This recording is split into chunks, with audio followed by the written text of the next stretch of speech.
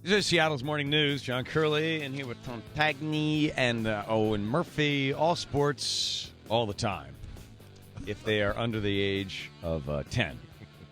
And 4 feet 3 inches tall. Now, I don't think anybody on my team could ride on Space Mountain. Just to put it in perspective for you. I coach East Lake rookie football. Yeah. By the way, we just did a story about boys reaching puberty early. Do you have anybody on your team that's hit no, puberty? Unfortunately, no. Okay. They're all seem to be about 50 years from puberty. Fair enough. Especially when you run the wing tee. Can't get out on it. Can't get outside on the blockers. I signed up for this reason being, people ask why, it's 150-some hours to volunteer. I wanted to spend more time with my kids. And I had an opportunity about 7 or 8 months ago, maybe even later than that, to run for political office. Did you know about this, Tom? Okay. I won't tell you whose job I was supposed to take. But anyway, it was in the works that I was supposed to take this person's job. So it's you or Mitt Romney? Yeah, it's Tom. Never mind. Okay. Anyway, I said to my son one day, would you rather see my name on a yard sign, or would you rather see my name on the back of a T-shirt that says Coach?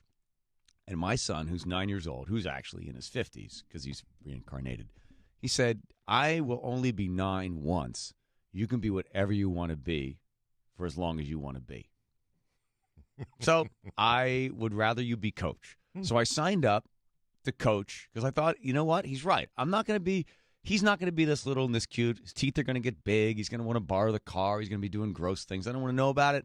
I only have him for a short period of time. If I want to run for political office or do something else, I can do that later on. Right now, what's important is this time with this kid. So I signed up to become the head football coach of East Lake Rookie Black Football, primarily to spend time with the kid. And then I realized I love all these kids on this team, from Kaiser and Strahl and Kitzner, the whole gang of crazy kids.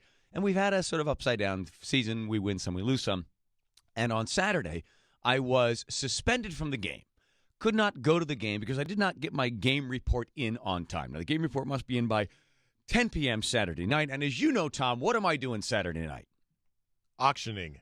So I leave the game on Saturday at 2. This is last Saturday. I get in the car. I drive my 97 Jeep Wrangler all the way to the layup casino while I put on a tuxedo at the exact same time while changing lanes, driving under the 55 miles an hour. And I get all the way there. I don't get home until 11:30. I should have delegated the responsibility. I understand that.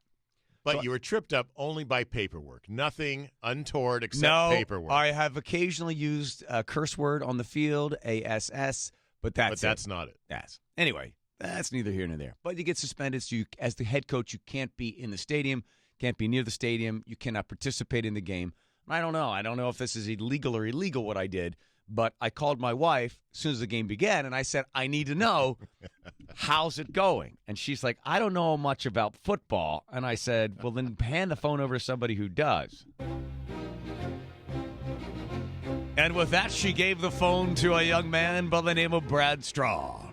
Straw had never done any play-by-play before, knowing that only his two twins, Brian and Alec, who is the nose guard, and Brian, I think, is stuck somewhere on the offensive line. I can't remember his head coach. I probably should.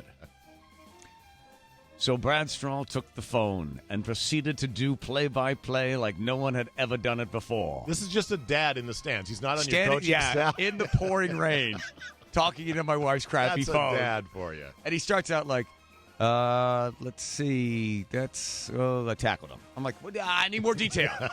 Okay, there's the snap, and it's a pretty good run. I'm like, more detail. And finally, I'm telling you, Tom, because you're a fan of play-by-play and football as well. Finally, at the end of the thing, this is what it was like. This is what Brad Straw was like. Curley under center, wing back to the right. Motion on the wing back. It's a power pitch to the right of the 50-40. He's got daylight. He's going for it. Pulled down. No. Breaks one tackle. A second one as well. 10-15. Run out of bounds. A series of white shirts brings this guy. No, we've got flags on the field. There's laundry on the field. This one's coming back. So he grew into the role. Oh, my God. He was totally into it at the end. I mean, and I felt like saying to him, I said, Straw, you would not, I can't begin to express to you what you're doing for me as I'm driving in the car. And then he's like, hold on a second. Curley out under center. It's Reverse. No, quarterback keep. He's got it. He's got everybody clear. Daylight all the way. He's at 5. He's in. Touchdown, Curley. Your kid scores. It was great. Your kid scores. Your kid scores. Now, that is a personalized broadcast. That's what's happening in the world of media today when it's totally and absolutely broadcast just for your experience.